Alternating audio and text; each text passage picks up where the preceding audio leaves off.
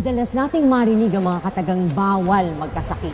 Ito'y dahil batid ng marami kung gaano kamahal ang magpagamot at bumili ng gamot. Kapag ang kinikita ng isang mag-anak ay sakto lamang para sa mga pang-araw-araw na gastusin at walang gaanong naimpok na pera, paano na nga ba kapag nagkasakit at kinailangan mga ospital ng isang miyembro ng pamilya?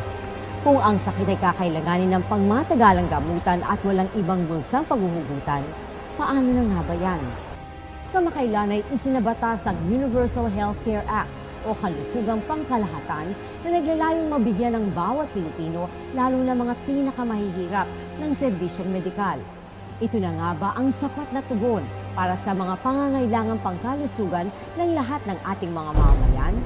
Yan ang ating imbisigahan dito sa episode ng The Veronica Chronicles na pinamagatang Walang Kinikilingang Serbisyong Pangkalusugan.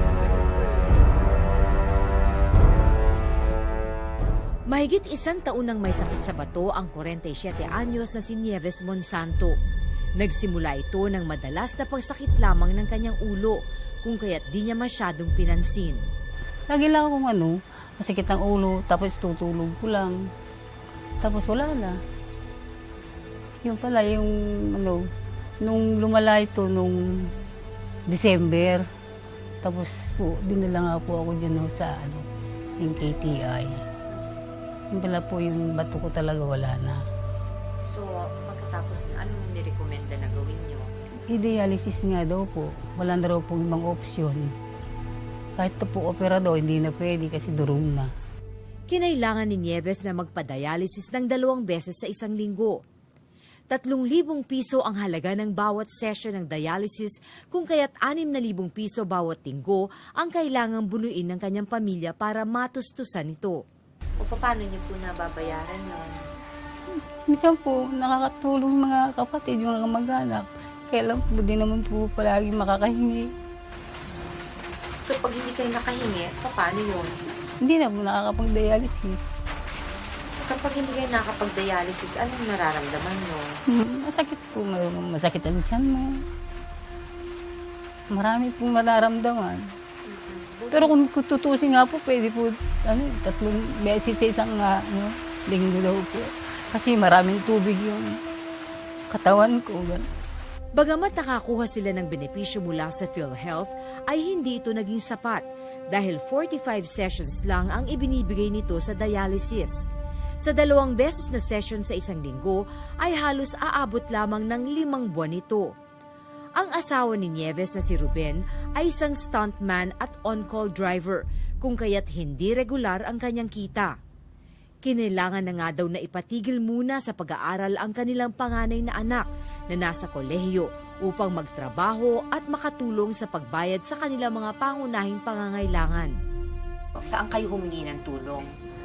Sa mga kaibigan ko po, kahit minsan makapagbigay. Minsan po, nagtatrabaho na ako yun. Sabi ko doon sa pinagdadrabihan ko, kung pwede, makuha ko na yung sweldo ko ngayon. Anak ko po kasi naabangan ako. Kagaya minsan po nung nasa ER kami, kailangan po. Nabangan po ako ng anak ko doon sa hiningi ko na po yung 1.5 na advance ko para 2 araw man po yun. Ganun na po ang ginawa ko. So, ina-advance yun na yung sweldo nyo? Pag kailangan po. Kapag dinadala nyo sa ER, may bayad pa rin yun? Meron po, ma'am. Magkano bayad sa gano'n? Lalo na po pag nasaksakan ng mga aparato. Kagaya po nakaraan, inabot po kami yata ng 38,000. Po, ma'am. So, paano nyo nabayaran yung 38,000? Hindi ko na po alam kung anong ginawa ng anak ko, ma'am. Pati yung anak nyo parang nangungutang na rin o humihingi ng sa mga kaibigan at kamag-anak? Hindi ko nga alam po kung paano siya nakalabas eh. Gumawa raw po ng paraan yung anak ko. Hindi na po alam. Sa nakita ko po sila, umuwi na po. Dito na po kami nakita sa bahay. Paano kung hindi kayo makabayad? Wala po talaga. Siguro, doon lang po kami sa ER. Ang pamilya ni Nieves at Ruben ay isa lamang sa libu-libong pamilyang Pilipino na nakakaranas ng ganitong problema. Pero di lamang mahihirap na pamilya ang may ganitong mabigat na pasanin, dahil kahit may kaya, ay minsay di na makayanan na ang laki ng gastusin sa pagpapagamot. Marami ang dumudulog sa Philippine Charity Sweepstakes Office o PCSO para makahingi ng tulong. Dito sa Long Center of the Philippines sa Quezon City, matatagpuan ang satellite office ng Philippine Charity Sweepstakes Office. Bawat araw ay maabot ng halos 1,000 ang nagtutungo dito para makahingi ng tulong pinansyal para sa pagpapagamot. Alas 2 pa lamang ng madaling araw ay may mga tao nang nakapila dito. Ayon sa PCSO, lahat naman daw ay nabibigyan ng tulong, basta't kompleto lamang ang mga hinihinging requirements. Ayon kay PCSO General Manager Jose Ferdinand Rojas, ang tulong na ibinibigay ng PCSO ay base sa income level ng pasyente. May mga social workers ang PCSO na siyang nag-evaluate sa kakayanan ng pasyente na mabayaran ang kanyang medical bills. Pag ikaw ay indigent o nandun ka sa poorest of the poor, we give the maximum, which is almost the full amount or the full amount. Pero kung ikaw naman ay may konting income, we give a little less. Dito sa PCSO, wala kaming hindi binibigyan ng tulong. Lahat ng lumapit dito, uuwi na meron siyang makukuhang amount sa kanyang guarantee letter. Hindi kami nagbibigay ng cash.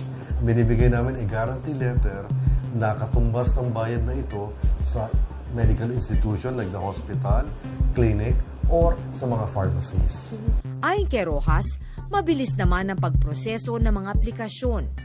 Katunayan, kapag kumpleto ang mga requirements, ay 1 araw lamang daw ay mare-release na ang guarantee letter, lalo na sa mga emergency cases. Pag umabot sila sa cut-off time, within the same day, if it's 50,000 or below, if it's above 50,000, 100,000 or so, in 2 days makukuha. Hindi rin daw totoo na kailangang meron kang kakilalang opisyal sa PCSO o di kaya may endorsement ka sa politiko para ka maasikaso. Malamang kasi marami sa ating mga kababayan incomplete ang documents o hindi original ang dala. Minsan Xerox lang o minsan yung ospital walang pirma ng collection o cashier. Kaya sila pabalik-balik. Kaya paulit-ulit kami na kailangan lang kumpletuhin lang po ang dokumento. Kasi hindi naman pwede i-process yan at meron din COA na titingnan din ang aming mga records. Kasi yung reklamo nung iba, pag wala ka daw kilala, hindi ka maasikaso. Tama ba? Ay, hindi ho totoo yun. Dito naman ay meron kaming queuing system. Ayon pa kay GM Rojas, hindi na rin kailangan na ang mga taga-probinsya ay magtungo pa sa Maynila para maproseso ang kanilang aplikasyon. Maari na daw itong gawin sa tanggapan ng PCSO sa mga lalawigan. Ang PCSO ay may nakalaan na budget na 12 milyong piso kada araw bilang pantulong sa mga nangangailangan sa ilalim ng kanilang Individual Medical Assistance Program o IMAP. Noong nakarang taon ay kumita ang PCSO ng 34 billion pesos mula sa loto, sweepstakes at iba pa nilang produkto. 30% nito ay napupunta sa kanilang mga charity programs gaya ng IMAP. Niliwanag ni Rojas na kahit na daw may kaya, ay maaari pa rin tulungan ng PCSO. Having a medication is also a burden. It can be financially draining also. Tulad nga na sinabi ko sa iyo, middle income earner ka, ang tatay mo biglang dinadialysis. Forever na yun. Unless i-transplant siya. So, nandito kami to help give you a little uplifting of your medical burden. So, kunyari, depende. Kaya kailangan evaluate nga namin, kasama ron, pati sa interview, ikaw ba'y kumikita na o hindi? Retired ka na ba? Ilan ang anak nyo ho? Ilan sa mga anak nyo ang kumikita? Saan ho nagkatrabaho? Those things are all evaluated accordingly by a social worker. Saan kayo nakatira? Do you own the house? Or are you a dependent of your children? Maliban sa hospital expenses at laboratory fees, tumutulong din ang PCSO sa pagbili ng mga kinakailangang gamot ng pasyente.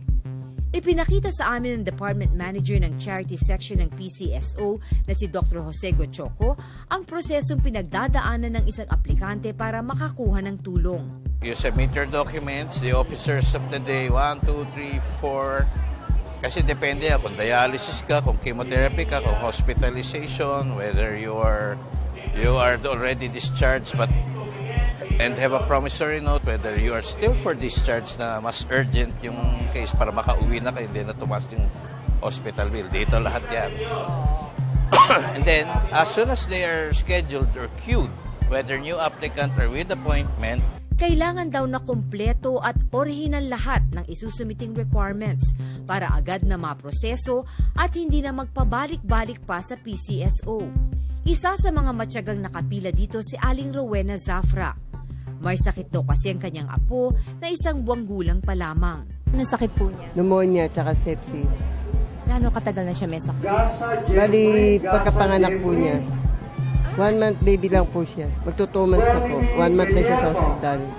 So, gaano na kayo katagal na nakapila dito? Di po, nung sa araw lang po, kahapon, tapos saka po ngayon. 3 araw? 2 days po. 2 days ka na nakapila dito? Punta po kami dito ng 5 o'clock ng umaga. Tapos hanggang ngayon po. Hindi naman alintana ni Aling Vivincia Katibo ang init ng lugar at pagkainip sa paghihintay. 3 taon na daw na may lung cancer ang 41 anyos niyang anak. Dahil nga daw sa bigat ng gastusin sa pagpapagamot ng kanyang anak, ay makailang beses na daw siyang nakahingi ng tulong sa PCSO. Sa chemo, pang-anim chemo, pang-ano ito, sa bill na ito po eh. Sa billing, dyan sa Quezon City General Hospital. Eh wala na kaming pambayad. Hingi na naman kaming tulong uli. Yung mga unang hiningi niyo, nabigyan kayo? Opo, lahat yun dito po. Magkano nabigay na sa inyo? Nung unang bigay, 40,000. Tapos 35,000. Basta lahat yan na ano yan dito. Dito lang. Wala kaming ginastos sa chemo. Puro ano yun. Dito lang. Lahat? Walang... Wala kaming ginastos. Pagkain lang namin doon minsan mga ano. Pero sa charity rin kami. Walang bayad sa PGH. Walang bayad sa doktor. Walang bayad sa ano. Sa hospital. Tapos ngayon, naitakbo naman dito sa General Hospital kay wala nang oxygen doon. Eh hinihingal ba siya? Dito na naman 1 buwan dito sa ano sa Quezon City General Hospital. Ngayon, ito naman billing ang inilapit namin kay wala na kaming pera. Mabilis ba? Oo, hindi naman maabot ng 1 buwan. Yung katagal yung mga paghumihingi kayo? Ano, 3 beses silang pabalikin ka hanggang guarantee letter ganun. Yun lang. Si Aling Delfina Goodmaling naman ay humihingi din ng tulong mula sa PCSO dahil hindi makalabas ng ospital ang kanyang anak na naaksidente dahil kulang ang kanilang pambayad. Inabot daw kasi ng 100,000 piso ang kanilang bill. Yung anak ko po nandyan sa East Avenue po, 3 buwan na kami po. Tapos pinabayaran kami ng 100,000. Tapos ang pira namin po, 10,000 lang. Gusto kong mag-promise. Ayaw man nilang pumayag. Ayaw nilang pumayag na... Pumayag na maggawa ko ng... Promissory? Opo. Ano bang sakit ng anak niyo? Ano ba yun? Pneumonia po. Tapos nilagyan dito ng tubo kaya hindi makahinga. Marami na makaming gasto, ma'am, sa kanang gamot. Tag 1,000 na ba? Paano na ngayon? Ayan na lang ang tira naming pera. Sabi sa anak ko, mag-promise ko na lang, buwan-buwan tayo bayad. Sabi sa kuan sa sabi niyo, wala na daw silang promise. May 16 na social workers ang PCSO na siyang nag-i-interview sa mga aplikante para ma-assess ang uri ng tulong na ibibigay. These procedures like they get evaluated, yung mga medical abstract na sinabit nila, ina-evaluate ng mga doctors natin dito sa Medical Services Department, kung appropriate. Kasi, unfortunately, ayaw ko man sabihin, marami pa rin fraudulent documents na pinapasok. And they have to double check. Because if you're talking about a budget of between 14 to 18 million per day, kahit 10% niyan, that's million pa rin per day in losses. We cannot afford that. So we have to be very vigilant. Pinayuhan ni Dr. Gochoco ang mga pasyente na huwag magpapadala sa mga manloloko. There are some cases na talagang magaling. Lahat ng documents from a well-known hospital, pag tinawagan namin, all of those are fake pala. 1 million plus ang halagang hinihingi. So those cases we endorse to NBI, Anti-Fraud Department. Meron din daw mga ospital na kasabwat pa sa panloloko. So yung sinasabi kasi nila, nagfa-follow up pasyente, sabihin namin, Ma'am, sir, na-release na namin po yung guarantee letter sa inyo last month pa. Ba't nandito pa kayo? Sabi ng ospital, follow up probe. Not knowing na kung binigyan man sila ng 30 or 60,000 yung ospital, hindi nababalik sa kanya yung nabubulsa na yun ng unscrupulous people from the hospital. Or kaya, yung mga modus operandi, ha? Misis. Bigyan niya kami 5, 10, 15,000 para yung endorsement kayo sa PCS, so they'll pay the 100,000. Nakita mo naman yung mga amount sa binibigay natin. So madaling kakagat ngayon yan kung may mga ganun tao sa mga hospitals. Parang tulad po niya, fixers sila, gano'n. Fixers. But Exactly. actually, wala naman talagang gano'n. Grabe. So, anybody who asks you for money for them to endorse the PCSO, criminal yon, as far as I'm concerned. Anybody who needs help and comes here, follows the proper protocol, will be helped without exception. Plano ng PCSO na pabilisin pa ang sistema ng pag-approve sa mga aplikasyon upang mas marami pa ang maserbisyuhan sa isang araw. Actually, with the new rationalization, yung plantilla namin nag-shrink which is really hindi lang mild shock. Major blow to me dahil I'm handling now 2 departments that are merged with only 50% of the personnel. I-request ko sa management na magdagdag kahit na temporary employees para mabilisan. Those 5 people in front, dapat yan 10 or 20 people in front. Para as soon as they're done, mas madali mga process, mas mahaba yung pila sana sa interview para tapos kaagad. So, ang iniisip ko na, if you can do everything before 12 o'clock, sa hapon yung processing before 5 na release na lahat dito.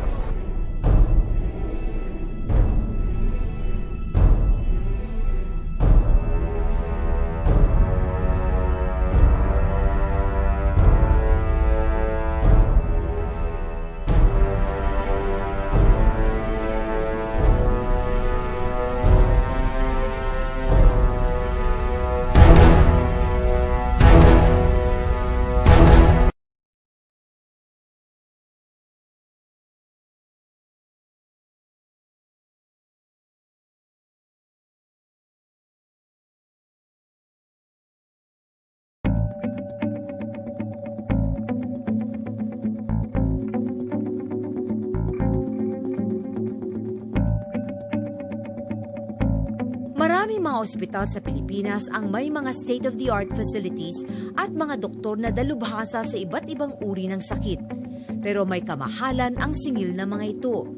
Kung kaya't napipilitan ang marami na magtungo na lamang sa mga government hospitals kahit di gaano ang kumpiyansa nila sa serbisyo ng mga ito. Subalit mayroon na ring mga government hospitals na maituturing na kapantay ng serbisyo sa mga pribadong ospital. Tulad na lamang ng National Kidney and Transplant Institute sa lungsod ng Quezon na isang government-owned and controlled corporation. Pagpasok mo pa lamang ay di mo na iisipin na isa itong government hospital. Moderno na ang mga pasilidad nito at isa ito sa mga itinuturing na nangungunang kidney transplant centers sa Asia. Ayon sa OIC ng Medical Social Division ng NKTI na si Leonida Basada, halos 350 pasyente ang sineserbisyohan nila bawat araw. Pero kahit na government hospital ito, ay hindi na daw ito nakapagbibigay ng lahat libre, gaya ng ibang pampublikong ospital. Wala na po kasi talagang libre. Lalong-lalo na po at NKTI, medyo malaki talaga ang expenses ng bawat patients dito. Kina-classify din namin sila, ina-evaluate, and depende sa evaluation ng social worker, how much ang assistance na pwede nilang ma-avail. So, we give them discounts. Kung medyo hindi talaga afford, ma'am, ang treatment expenses nila, we refer them to different legislators, different non-government agencies, and yun ang usually PCSO din. Kapag kinailangan ng kidney transplant ng isang charity patient, ay mahigit 170,000 piso ang gugugulin para sa operasyon pa lamang. Kapag pay patient naman, ay aabutin nito ng may 800,000 piso. Usually sa service, ma'am, average of 170,000 ang total hospital bill, excluding the professional fee because kapag service naman, walang professional fee yun. Then, the medicines after, the most important, dapat na masustain ng pasyente, average of expenses post-transplant, 50,000 a month. Yung hindi daw maka-afford nito ay tinuturuan naman ng kanilang mga social workers ng iba't ibang alternatibo. Turuan nga sila na maging resourceful sa mga relatives, sa community. At ngayon, ma'am, eto po yung bago, yung PhilHealth Kidney Transplant C-Package Benefits namin ngayon. Ang NKTI po ay isa sa napili ng PhilHealth office na magkameron ng ganitong programa. So, natutulungan sila ng PhilHealth kapag na-categorize ka as service, wala silang babayaran sa transplant operation. Libre lahat, ma'am. And then, after transplantation, we refer them to Philippine Charity Sweepstakes Office for their medicines for 1 year. Pero ang masaklap, hindi pa rin lahat ay maaaring maaprubahan. Kapag walang kakayahan ng pasyente na sustinihin ang buwanang 50,000 pisong medikasyon matapos ang operasyon, ay hindi siya maaaprubahan. They have to sustain at least 3 years of their medications. So, yun ang kailangan. Sino mga relatives ang magpi-pledge ng support nila? Para kailangan kasi, ma'am, talaga, yes, ma'am, kailangan talaga yun, ma'am, para maging maayos din naman. Kasi importante ang post-transplant care, lalong-lalo na, ma'am, ang post-transplant medications nila. Dahil dito ay may mga nagpapasyang huwag na lamang ituloy ang pagpapagamot. We are doing team counseling, ma'am, para ipaliwanag sa patient at hindi lang sa patient, sa family na rin. And then mag-usap-usap sila. And then kung talagang nakikita nila na hindi nila kakayanin ang expenses, kesa alam nila na wala ding relatives na makatulong, walang kakayanan, they just accept patient's condition. Pero yun yung importante lang, tanggap din ng pasyente para siya na mismo, ma'am, ang magsabi sa family na niya na hindi na niya itutuloy, hindi na siya magpapadialysis, kesa mahirapan pa ang mas maraming miyembro ng family. May mga ganong kaso, ma'am, isacrifice niya na yung sarili niya kesa mas marami pang miyembro ng pamilya yung maapektuhan, lalo na kung may mga children na nag-aaral. Kung ikukumpara ang singil sa kwarto at diagnostic fees ng pribado at mga pampublikong ospital, ay mapapansing mahigit doble ang singil sa mga pribadong ospital. Inihahanda na ng Department of Health ang mga implementing rules and regulations para agarang maipatupad ang Universal Health Care Act o Kalusugang Pangkalahatan. Lain ng naturang batas na masolusyonan ang problema ng di pagkakapantay-pantay sa pagtamo ng serbisyong pangkalusugan. Sa Pilipinas, you can get the best healthcare basta may pera ka. If you don't have money, you end up hindi ka na nakakapunta sa doktor, hindi ka na nakakapunta sa ospital, and you eventually die. And ito, ang tawag namin dito, health inequity. Wherein parang may dalawang bansa tayo. May isang bansa na middle class and upper class na kayang magpagamot, kayang pumunta sa pinakamagagaling na doktor at pinakamagagandang ospital. And then may other half ng population na naghihikahos, nagkakanda utang-utang, naghahanap ng pork barrel, naghahanap ng social funds para matulungan yung kalusugan nila. Bagamat itinalaga ng National Health Insurance Act na ang bawat Pilipino ay magkaroon ng health insurance sa ilalim ng PhilHealth, ang mga nagkaroon lamang nito ay yung mga may trabaho at mga overseas Filipino workers. Ang malaking bahagi ng populasyon ng mga mahihirap ay hindi naisali dito. Nabibigyan lamang daw sila ng health insurance ng mga politiko kapag mag-e-eleksyon na at pagkatapos ng eleksyon ay expired na rin ang kanilang mga health cards.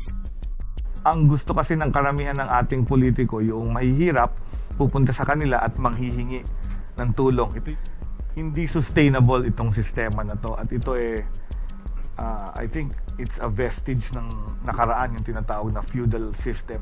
It's a sistema ng patronage at politics. At kahit papano, mena e etsi fuera. Kasi ang kasamaan dun pag hindi mo binoto yung governor or congressman or mayor, hindi ka makakakuha ng pondo niya para ipagamot yung nanay mo. Sa ilalim ng bagong batas, ang national government ay magbibigay ng 35 billion pesos bawat taon sa PhilHealth bilang pantusto sa health insurance ng mahigit sa 11 milyong mahihirap na pamilya o halos 40 milyong Pilipino. Ang pondong ito ay manggagaling naman sa makokolektang buwis mula sa mga tinaguriang sin products na sigarilyo at alak. Time ni Marcos, libre ang healthcare. Basta poor ka, pumunta ka lang sa public hospital, gagamutin ka. Pero ngayon, kung poor ka, balik yung free healthcare. Yun yung no balance billing. Sa ngayon ay di pa lubusang na ipapatupad ang kalusugang pangkalahatan dahil ang panukalang budget para sa 2014 ay tinatalakay pa sa Kongreso. Gayunpaman, sa lungsod ng Makati halos kalusugang pangkalahatan na ang tinatamasa ng mga taga rito ng alkalde pa lamang si Vice President Jejomar Binay. Ang bawat residente dito ay binibigyan ng health insurance cards na may katumbas na mga benepisyo mula sa ospital ng Makati. Dati kasi na kuryente ako. So, nung sinugod ako sa ospital, kinonfine ako ng 4 days. Fortunately, meron ako nung yellow card. So, dahil dito sa yellow card, saka doon sa PhilHealth ko, yung 4 days kong in-stay sa ospital, wala akong binayaran kahit magkano. Siguro ang bill ko pumalo ng 100 plus. Pero dahil may yellow card ako, tapos may PhilHealth pa, bali kahit magkano wala akong binayaran. Dito naman sa Quezon City ay libre ang primary healthcare para sa kanilang mga residente. Meron tayo around 63 health centers na nagpo-provide ng basic services at meron tayong mga 6 na lying-ins na all over Quezon City. Sa tulong din daw ng Department of Health ay nakakapagbigay na sila ng libreng gamot at bakuna sa mga bata at flu vaccine sa mga senior citizens. Idinagdag pa ni Cruz, balak ng pamahalang lungsod ng Quezon na magtayo pa ng mga karagdagang health centers. Para hindi nalalayo yung mga nakatira sa Quezon City pagdating sa primary care. So, very accessible na sa kanila. Maliban sa mga health centers, 2 district hospitals din ang pinamamahalaan ng lungsod ng Quezon. Ang Quezon City General Hospital at ang Novaliches District Hospital. Bagamat pampublikong ospital ang mga ito, ay may bayad pa rin ang mga serbisyo dito. Pero socialized naman daw ang singil dito. Ipinaliwanag ni Aldrin Cuna, Chief of Staff ni Mayor Herbert Bautista, na sa kabila ng malaking tax revenues sa lungsod, ay hindi pa rin kayang tustusan ang lahat ng medical services sa kanilang 2 ospital. Siyempre, pansweldo doon sa pambayad sa professional fees, yung mga supplies na ginamit in terms of kung may procedure na ginawa, at saka yung mga medication while habang ikaw ay admitted sa isang ospital. Lahat yun ay kahit papaano binabayaran natin dahil yun ay binibili ng pamahalaan para ma-replenish naman. Siyempre, meron din kaukulang halaga na katapat yun. Sa 3 milyong residente ng Quezon City, umaabot na daw sa halos 250 milyon ang nabigyan ng lungsod ng PhilHealth Insurance. Sa susunod na taon ay daragdagan pa raw ito ng 200,000 katao. May qualification niya. We identify the poorest of the poor, yung mga those who cannot actually afford to have PhilHealth coverage. Patuloy daw ang pagsasaayos at pagpapaganda ng mga pasilidad sa kanilang district hospitals.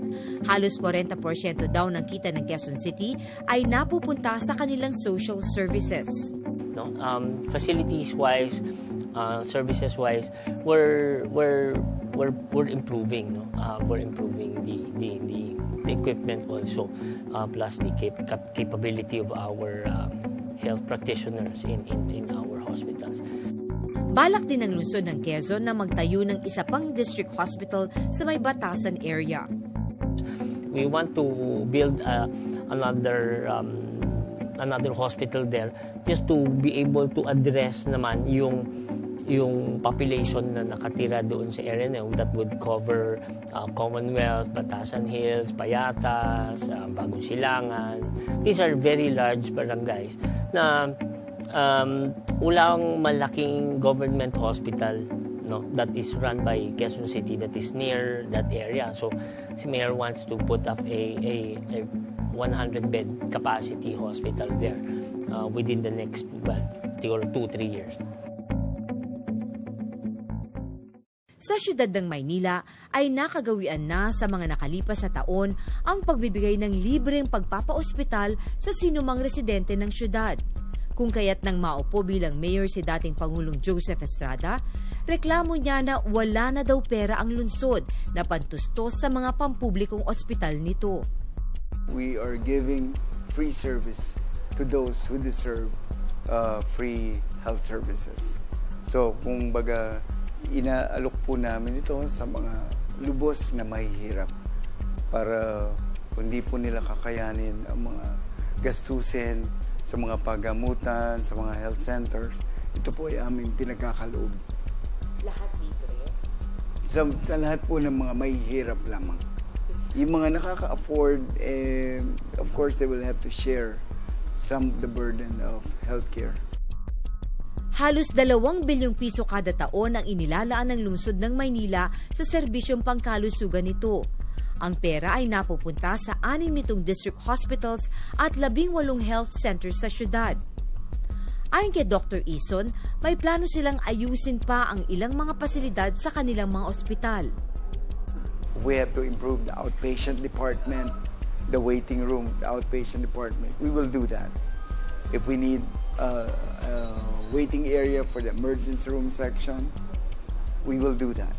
So, hindi po naman major repairs, but these are substantial renovations that greatly affect the delivery of the healthcare system.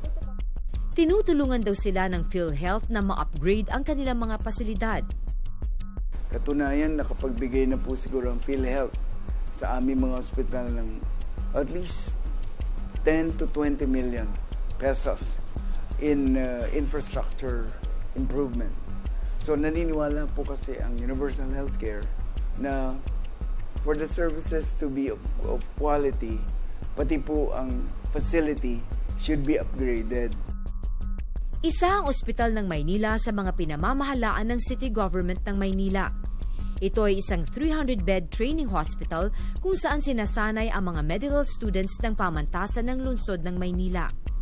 Mukhang masisipag at magagalang ang mga doktor at health workers dito.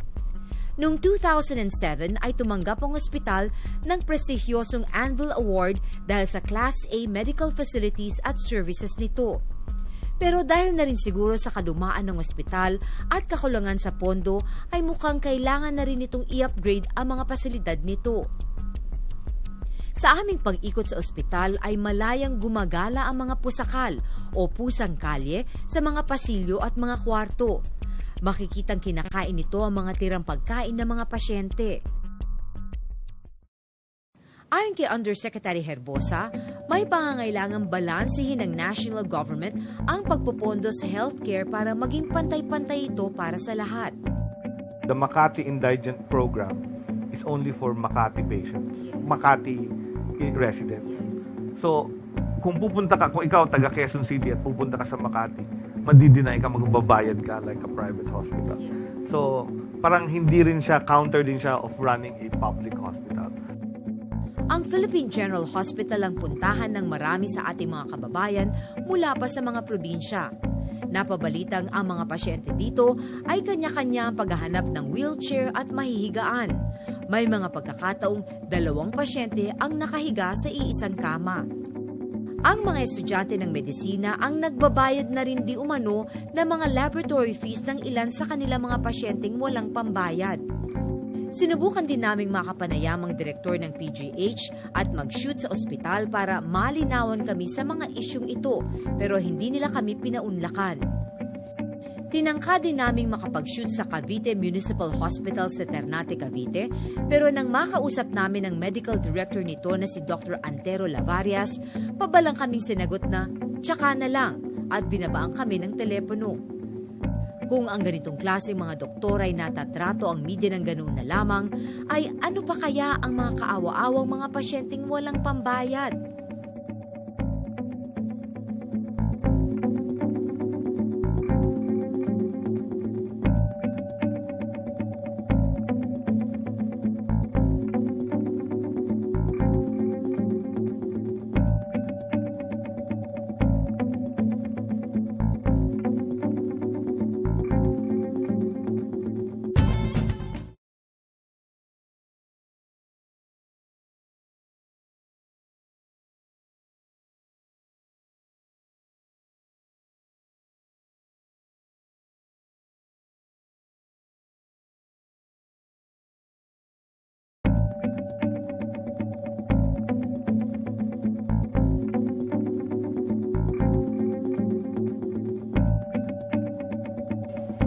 Ito ang Diosdado P. Macapagal Memorial Hospital sa Guagua, Pampanga. Ito ang provincial hospital ng lalawigan ng Pampanga at mayroon itong 100-bed capacity. Inikot namin ang ospital at nakita namin na bagamat marami pa siyang kulang na mga medical equipment, ay malinis at maayos ang kanilang mga pasilidad. Meron din silang mga eksperto o espesyalista na mga doktor na nagpupunta dito para magbigay ng kanilang libreng serbisyo. Meron din silang isang cancer unit at in-expand na nila ang kanilang mga pasilidad. Meron silang bagong building na meron mga semi-private rooms na rin. Ayon sa hospital administrator nito na si Dr. Eddie Ponyo, ipinatutupad dito ang socialized hospital care. Yung mga specialists na inaalaw namin mag-practice sa hospital namin, na there should be a comparative rate na halimbawa kung sa private hospital sumisingil ng 10,000, gusto niyo mga 30 to 50% less dito eh. So mga 10 or 1,000 pag payward yun, ano. Then yung mga specialists namin who are volunteers or visiting, they are now required to render charity services. Hindi sila maniningil sa mga service patients namin. So, lahat ng mga service patients siya libre, wala silang parang zero balance sila? Oo, yung sa PhilHealth, kung PhilHealth yung tinatawag nating zero balance, pag napunta siya doon, talagang zero balance ang babayaran. Kaya lang, hindi sila papasok sa zero balance pag nag-payward sila. Sa pamamagitan ng isang Memorandum of Agreement nila sa St. Luke's Hospital, ay nakapagtayo sila ng cancer center sa ospital. Ipinagmalaki din sa amin ni Dr. Ponyo ang bago nilang 2-story building na animoy bahagi ng isang pribadong ospital. Ang PhilHealth ward ay air-conditioned na at may mga private rooms na rin. Bagamat wala pa silang intensive care unit dahil sa kakulangan ng pondo, isang critical care unit ang kanilang itinayong pansamantala. Mayroon din silang 7 dialysis machines na sumisigil ng mas mababang halaga na 2,200 pesos lamang kumpara sa 3,500 pesos sa pribadong ospital. Maliban sa ospital na ito, ay mayroon pang 10 district hospitals ang Pampanga na pinamamahalaan din ni Pampanga Governor Lilia Pineda. Ayon kay Governor Pineda, 300 milyong piso ang inilalaan niya bawat taon para matustusan ang naturang mga ospital.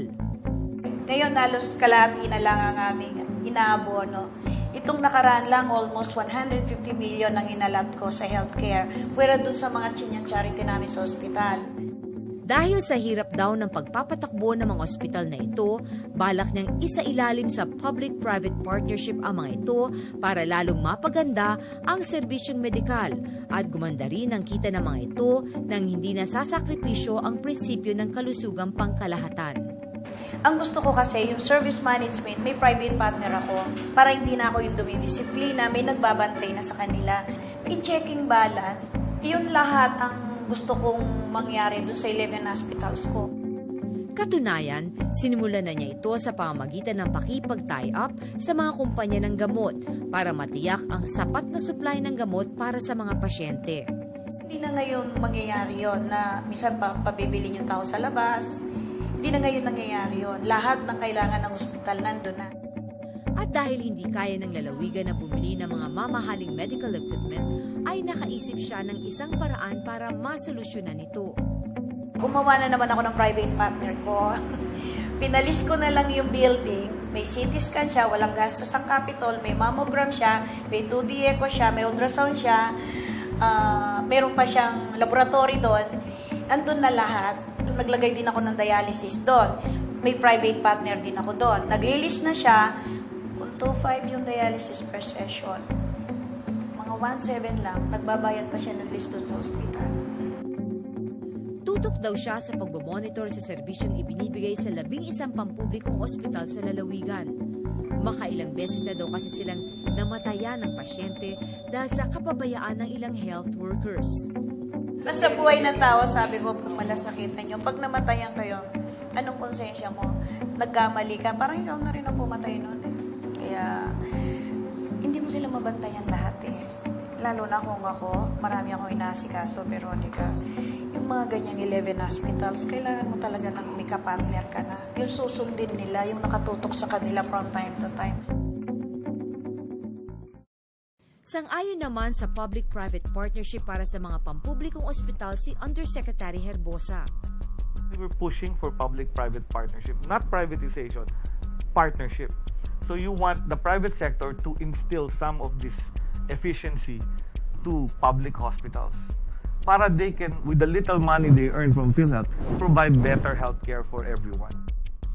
Idiniin din ni Governor Pineda ang kahalagahan ng magandang pagtrato sa mga pasyente, mahirap man o mayaman. Mahirap na nga yung tao, puro mga magsasakayan, puro mga yan mahihirap ang pumupunta sa akin. Tapos pag susupladaan mo lang, mabigat na yung sakit nila. Anong pakiramdam ng tao noon? Sabi ko gano'n, ibig sa mahirap na siya. Ginagamot mo nga, ganun pa yung trato. Ang public hospital definitely has a perception problem.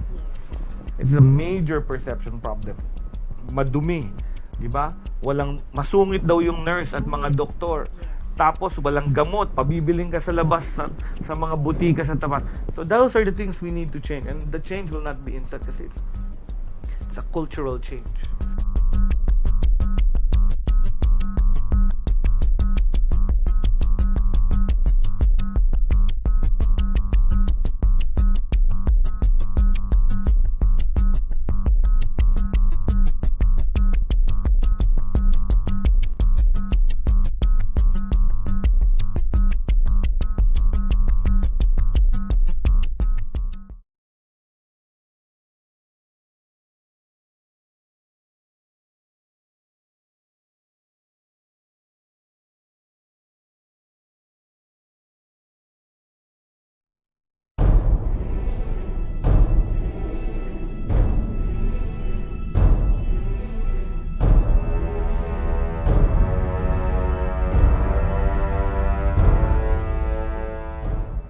Sa pagpasok ng taong 2014, target ng PhilHealth na masasakop na nito ang 14.7 million families na katumbas ng halos 50% ng populasyon ng Pilipinas. Ayon kay PhilHealth President Alexander Padilla, palalawakin pa ang mga benepisyo ng mga miyembro nito. We are launching also our catastrophic Z benefit packages. Nag-umpisa ho kami sa breast cancer for women, prostate cancer for men, tapos yung leukemia for children, at yung renal transplant for the others. Pero ngayon, we will expand it even more, including yung tinatawag natin prosthesis para sa lower limb.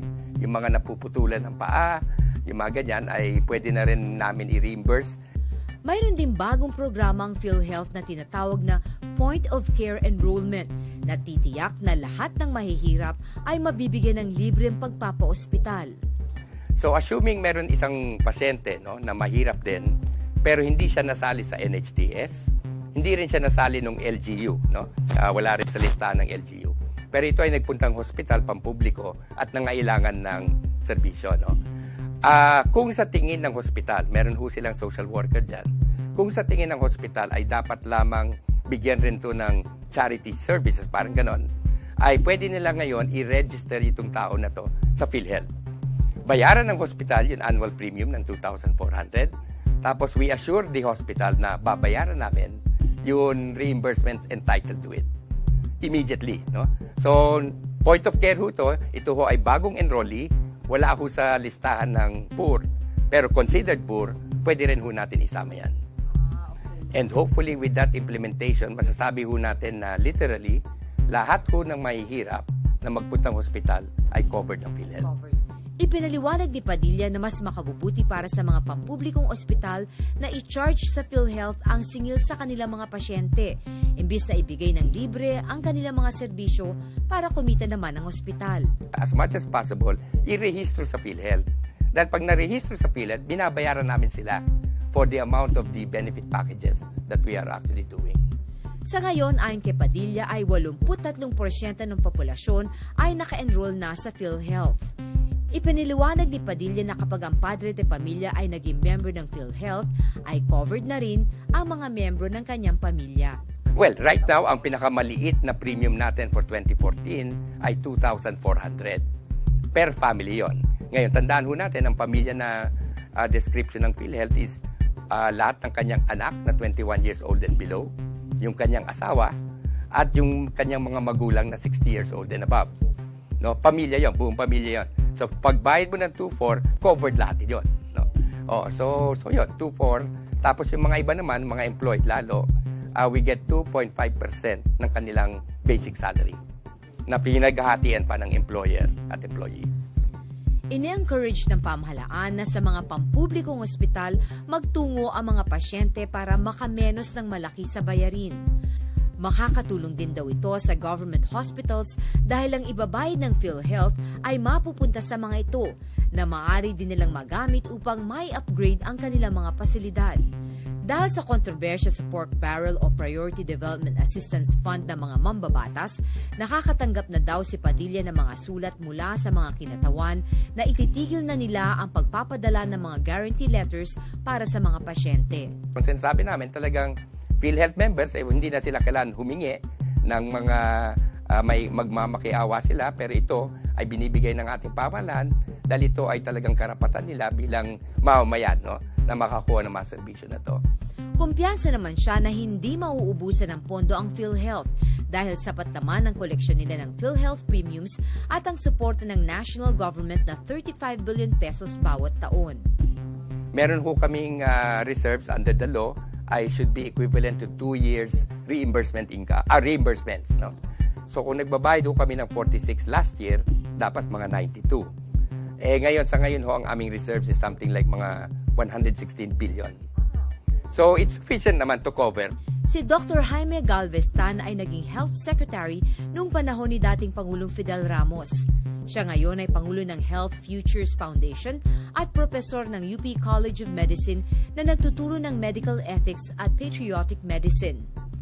Para kay Dr. Galvestan, ang kalusugang pangkalahatan ang maaaring kasagutan na sa napakaraming problema sa serbisyong medikal sa ating bansa.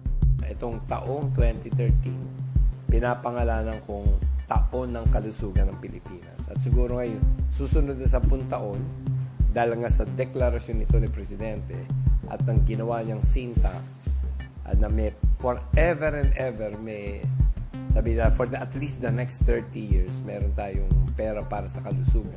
Ayon kay Dr. Galvestan, 24,000 barangay sa ating bansa ang walang primary health care. Kaawa-awa din daw mga kababayan nating katutubo, pati na ang iba pang mga nakatira sa mga liblib na lugar na hindi naaabot ng mga doktor. Gusto ko sana masigurado na mga teduray, mga blaan, mga tibolis ay may access to healthcare. Unfortunately, wala. Alam ng PhilHealth to, sinabihan ko na sila na sana priority natin, indigenous people. Bilang profesor ng medical ethics, pinabulaanan niya ang mga pahayag na unethical para sa mga doktor na ipaskil ang presyo ng mga doctor's fees. Naniniwala siya na di lamang mga doctor's fees ang dapat ipaskil, kundi pati mga ospital ay magpaskil na rin ng kanilang room rates, diagnostic at laboratory fees at iba pang maaring gastusin ng mga pasyente para hindi nabibigla ang mga ito kapag oras na ng bayaran. Katunayan, ginawa na daw niya ito sa kanyang klinika at naka-attract pa ito ng mas maraming pasyente. I launched a private healthcare na parang, sabi ko, parang fast food, nakapaskil lahat ang mga presyo ng consultation sa doktor at presyo ng mga gamot at presyo ng mga, para yung isang nagwawalis na, sabi ko, Metro Manila, uy, kaya ko pala to. Uy, eto pala yung presyo, pag-iipunan ko. Alam mo, ganun na naging, nung tinanong ko yung mga pasyente namin, ba't kayo nakakapunta? Kasi alam mo namin magkano babayaran. Hindi kagaya nung pupunta kami sa isang clinic. Surprise! 1,000. Nakukulang. Mangungutang pa. Ito, alam na alam. At pinag-iipunan. No? Hindi umaangal ang mga doktor ko. In fact, gusto kasi talagang mas marami kami mga pasyente. Hindi kami nauubusan ng pasyente at dumadami pa buwan-buwan dahil ito nga ay balitang bayan. At kung isa kang mahirap or eto lang ang kakayan mo, makikita mo na kaya mo pala. Diba? Dahil daw sa universal healthcare ay di na dapat mabahala ang mga doktor na bababa ang kanilang kinikita. Katunayan anya ay dodoble pa ito. Instead of 40% of your patient paying, 100% will be paid through PhilHealth, through social health insurance, to universal healthcare. Malaki ang pag-asa na dahil sa bagong batas ay gaganda na ang healthcare sa bansa. Marami pang kakabit na problemang nire-resolve ang DOH ngayon para sa maayos na pagpapatupad nito. Dapat with PhilHealth membership ay hindi na ho sila dapat tignan as if they were charity na parang dole out. No, PhilHealth membership gives them the right to actually demand for services.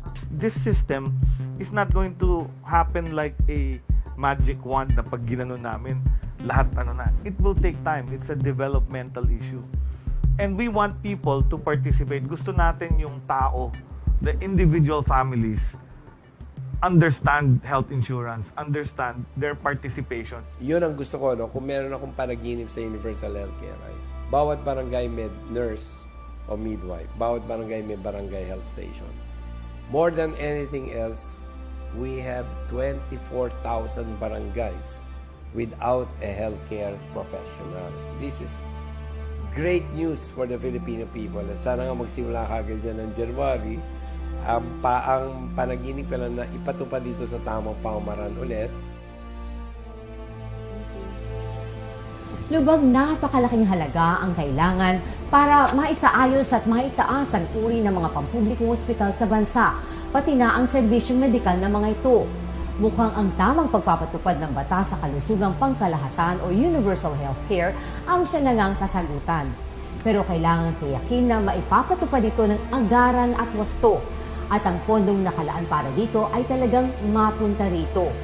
Mahalaga rin na iiwas na ang patronage politics o pamumulitiko pagdating sa implementasyon nito para tunay na maging pantay at walang kinikilingan ang pagbibigay ng serbisyong medikal sa lahat ng mga mamamayan. Mahalaga ang pagkakaroon ng malusog na sambayanan na nagsisilbing puwersa ng pagsulong ng ekonomiya ng bansa. Sana lahat ng Pilipino ay mabigyan ng zero balance billing kapag nagkakasakit at wala nang kailangang anumang out-of-pocket na gastusin. Kung sa ibang bansa ay nagagawa ito, marahil ay balang araw ay matamo rin ito ng Pilipinas sa tulong ng wastong pamamalakad ng ating mga kinauukulan. Ako po si Veronica Baloy Jimenez at ito ang aking istorya sa The Veronica Chronicles.